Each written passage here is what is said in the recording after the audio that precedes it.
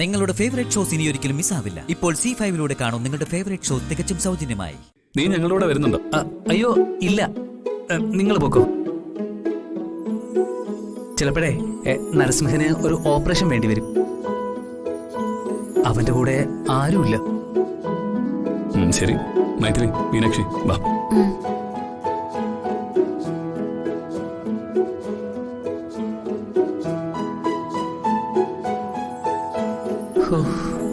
ആശ്വാസമായി. ഒരു പ്രാവശ്യം കൂടെ തടി കേടാതെ രക്ഷപ്പെട്ടു.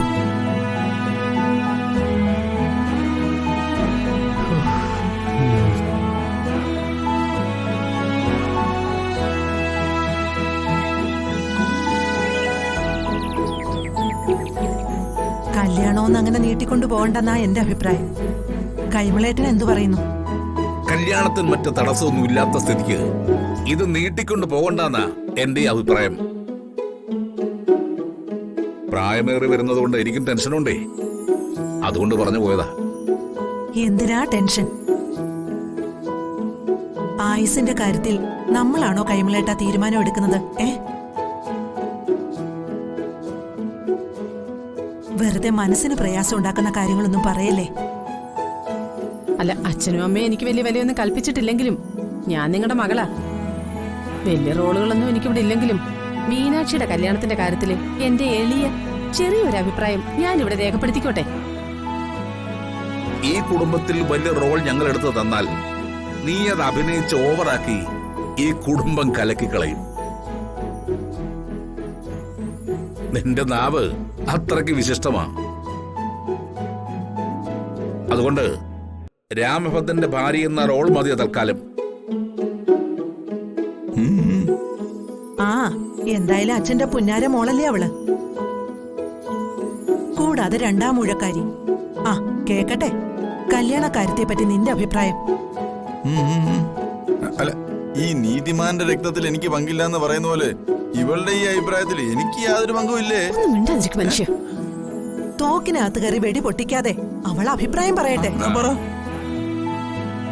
എന്റെ ആങ്ങള ജഗദീഷും അവന്റെ സൽഗുണസമ്പന്നയായ ഭാര്യ മാലതിയും ഇവിടെ ഇല്ലാത്തതുകൊണ്ട് ഞാൻ പറയാ. അടയും ചക്കരയും പോലെ ആയിരുന്നല്ലോ നാത്തൂനും തമ്മില്. മാലു കോലു എന്നും വിളിച്ച് പുറകെ നടപ്പായിരുന്നല്ലോ.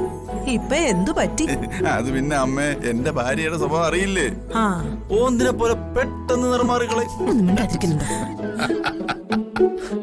ആ അതവിടെ നിക്കട്ടെ. നീ കല്യാണത്തെ കുറിച്ച് നിന്റെ അഭിപ്രായം പറ. എന്റെ അമ്മേ, തക്കം കിട്ടിയ ഈ ഭൂലോകം മൊത്തം വിഴുങ്ങാൻ നിൽക്കുന്ന ആർത്തി പണ്ടാരങ്ങളാ ആ മന്മഥ പണിക്കരും താരക പണിക്കരും. നേര് നെറിയില്ലാത്ത അവരുടെ മകൻ പണിക്കർക്ക് അമ്മയുടെ കൊച്ചുമോളെ പിടിച്ചു കൊടുക്കണം. എൻഗേജ്മെന്റ് കഴിഞ്ഞ സ്ഥിതിക്ക് നിന്റെ ഈ അഭിപ്രായം സാധുവാ. വോട്ടിനിടാതെ തന്നെ അത് തള്ളിക്കളഞ്ഞിരിക്കുന്നു.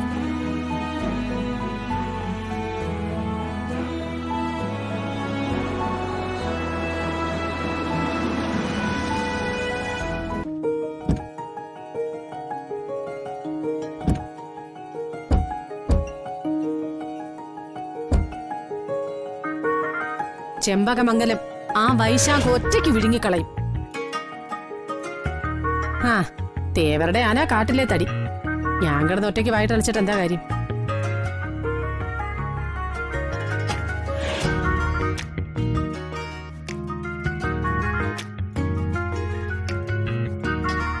ഇതൊക്കെ ഇപ്പോഴാണ് ഇവിടെ പറയുന്നത്.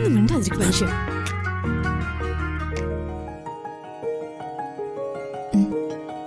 സാവിത്രി, എനിക്ക് വേണ്ട. മോനെ ചായ. ആ ചെക്കപ്പിന് മോനും കൂടെ ഹോസ്പിറ്റലിൽ പോയിരുന്നോ? ഞാൻ ചെന്നപ്പോ മൈഥിലിയുടെ ചെക്കപ്പ് കഴിഞ്ഞിരുന്നു.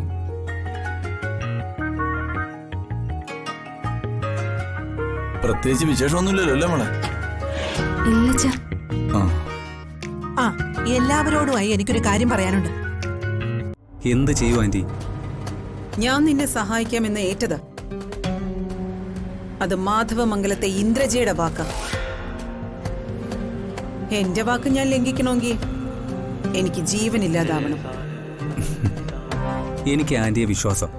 അതിന് യാതൊരു സംശയവും വേണ്ട. എന്നാ നീ ധൈര്യത്തോടെ മുന്നോട്ട് പോ. നിന്റെ കൂടെ ഞാനുണ്ട്. ശരി ആന്റി. ആദ്യം ആ പണം കൈക്കലാക്കാനുള്ള വഴി നീ ആലോചിക്കും. അത് കയ്യിലായാൽ നീ രക്ഷപ്പെട്ടു. പിന്നെ നീ എന്നെ വിളിക്കും. നിങ്ങളെ ഞാൻ ഒരാളും കണ്ടുപിടിക്കാത്ത ഒരു സ്ഥലത്ത് കൊണ്ടുപോയി താമസിപ്പിക്കും. ഭൂമിശാസ്ത്രത്തിൽ പോലും ഇല്ലാത്ത ഒരു സ്ഥലം. ആ പണം കൈക്കലാക്കാനുള്ള ശ്രമത്തിലാണ് ഞാൻ. പക്ഷേ അത് എടുക്കാൻ ഇത്തിരി പാടാം.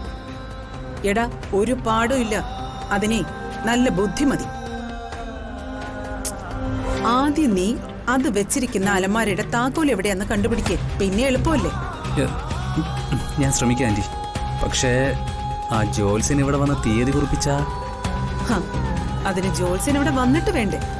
അയാൾ വരില്ല. അക്കാര്യം ഞാൻ ഏറ്റു.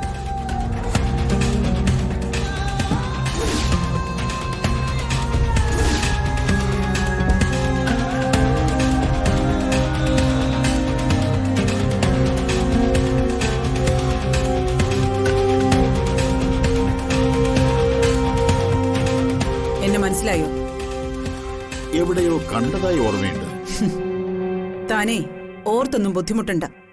ഞാൻ മാധവമംഗലത്തെ ഇന്ദ്രജ. ഓ, ഇന്ദ്രജ. മാഡത്തിന് എന്നെ മനസ്സിലായോ? തന്നെ എനിക്കറിയാം. താനാ ഉണക്ക് ജോത്സ്യരല്ലേ? താനിപ്പോ എങ്ങോട്ട് പോകുന്നറിയൂ? അത് ചെമ്പകമംഗലത്തേക്ക്. രാമഭദ്രൻ സാർ വിളിച്ചിട്ടാ ഞാൻ അങ്ങോട്ട് പോകുന്നത്. ആ രാമഭദ്രൻ സാറേ എന്റെ ഏട്ടന്, ആ ജന്മശത്രുവായ ഏട്ടൻ. കൂടപ്പുറപ്പുകളുടെ ഇണക്കവും പിണക്കവും ഒക്കെ സ്ഥായിയാണോ മാഡം? അത് മഴക്കാറ് പോലെയാ, വരും പോകും. തത്വജ്ഞാന പ്രസംഗമൊക്കെ അങ്ങ് അമ്പലമുറ്റത്ത് മതി. എന്നോട് വേണ്ട. മാഡം ഇത്രയ്ക്ക് ദേഷ്യപ്പെടാൻ ഞാൻ മാഡത്തോട് എന്ത് തെറ്റാ ചെയ്തത്? താൻ എനിക്കെതിരായി ഒരു കാര്യം ചെയ്യാൻ പോവാ. അതുകൊണ്ടാ തന്നെ ഞാൻ ഇവിടെ തടഞ്ഞത്. മനസ്സിലായില്ല. താൻ പോകുന്നത് എന്റെ അനുവാദമില്ലാതെ ചെമ്പകമംഗലത്തുകാർ നടത്താൻ പോകുന്ന എന്റെ മകളുടെ വിവാഹ മുഹൂർത്തം കുറിക്കാനാ. മാഡത്തിന്റെ മകളോ? ആ അതെ, എന്റെ അനുജത്തിയുടെ മകളാ മീനാക്ഷി. എന്റെ പെർമിഷൻ ഇല്ലാതെയാ അവരെന്റെ മകളുടെ കല്യാണം നടത്താൻ പോകുന്നത്. അത് ഞാൻ അനുവദിക്കില്ല. അവർ ആ കല്യാണത്തിന്റെ തീയതിയും മുഹൂർത്തവും കുറിപ്പിക്കാനാ എന്നെ വിളിപ്പിച്ചിരിക്കുന്നത്. ഞാൻ എന്ത് ചെയ്യണം മാഡം?